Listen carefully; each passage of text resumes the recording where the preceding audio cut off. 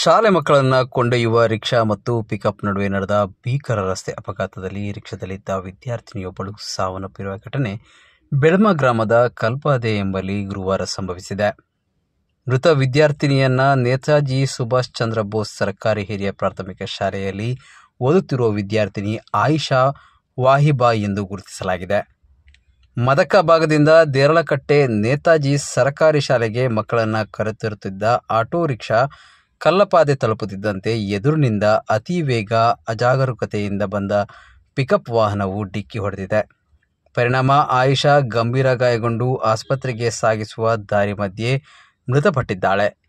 ರಿಕ್ಷಾದಲ್ಲಿದ್ದ ಇತರೆ 4 ವಿದ್ಯಾರ್ಥಿಗಳಿಗೂ ಸಣ್ಣ ಪುಟ್ಟ ಗಾಯಗಳಾಗಿದೆ. ಘಟನೆಯಿಂದ ರಿಕ್ಷಾ ಚಾಲಕನೂ ಗಾಯಗೊಂಡಿದ್ದಾರೆ. ಗಾಯಾಳುಗಳನ್ನು ದೇರಳಕಟ್ಟೆಯಲ್ಲಿ ಖಾಸಗಿ ಆಸ್ಪತ್ರೆಗೆ ದಾಖಲಿಸಲಾಗಿದೆ. ಮಂಗಳೂರು ದಕ್ಷಿಣ ಸಂಚಾರಿ ಠಾಣಾ ಪೊಲೀಸರು ಪ್ರಕರಣ ದಾಖಲಿಸಿಕೊಂಡಿದ್ದಾರೆ.